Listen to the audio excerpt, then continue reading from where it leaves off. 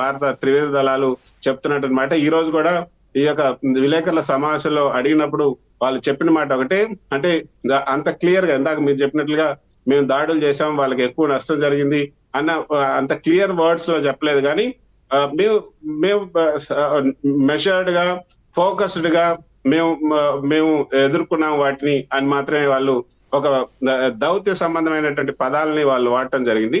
అంటే వీళ్ళు కూడా అక్కడ ఎదుర్కోవడం జరిగింది. కానీ ఎంతమందిని వీళ్ళ దాడుల్లో ఎంత నష్టం జరిగింది, ఏమి నష్టం జరిగింది అన్నది కూడా వాళ్ళు ఇంకా బయటపెట్టలేదు.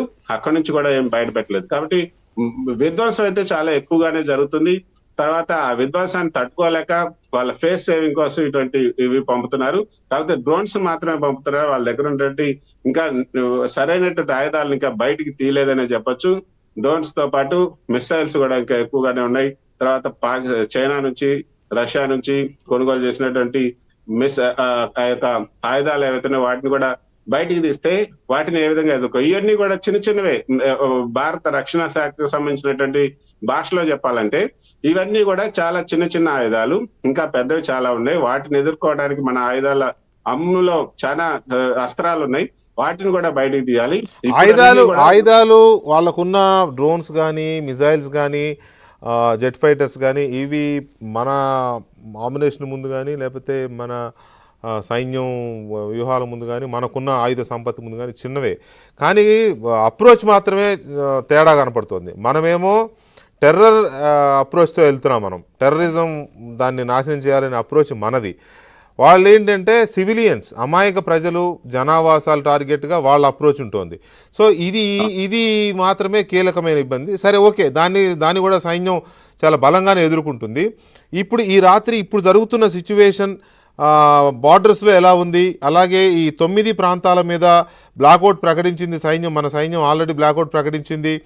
ఆల్రెడీ 28 విమానాశ్రయాలను మూసివేస్తూ, ఆ మూసివేతను ఎక్స్టెండ్ చేస్తూ కేంద్ర ప్రభుత్వం నిర్ణయాన్ని ప్రకటించింది. ఇంకా ఎలాంటి నిర్ణయాలు వచ్చే అవకాశం ఉంది, యుద్ధం ఇంకెంత తీవ్ర రూపం దాల్చే అవకాశం ఉంది. ఈ రాత్రి ఇప్పుడు సెకండ్ నైట్ జరుగుతున్న దాన్ని మన ప్రభుత్వం అంత తేలిగ్గా తీసుకుంటుందని నేనైతే అనుకోవట్లా. ఫస్ట్ నైటు ఓకే వదిలేశారు, ఇక ఇవాళ వచ్చింది కాబట్టి, ఇందాకే కీలకమైన సమావేశం కూడా జరిగింది కాబట్టి, ప్రస్తుత త్రివిధ దళాధిపతులు మాత్రమే కాదు, మాజీ త్రివిధ దళాధిపతులు కూడా ప్రధానితో సమావేశమయ్యారు. సలహాదారు అజిత్ దోవల్, రక్షణ మంత్రి రాజ్నాథ్ సింగ్ కూడా సమావేశమయ్యారు. సో ఒక కీలకమైన స్ట్రాటజీ ఏదో వర్కౌట్ అయ్యింది. పైగా అక్కడ సమావేశం జరుగుతుండగానే ఇది జరిగింది. సో ఒక రకమైన హుకుం ఏదో జారీ చేసే అవకాశమే ఉంది పాకిస్తాన్కి.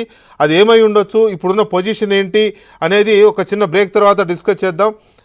కృష్ణ, ఒక బ్రేక్.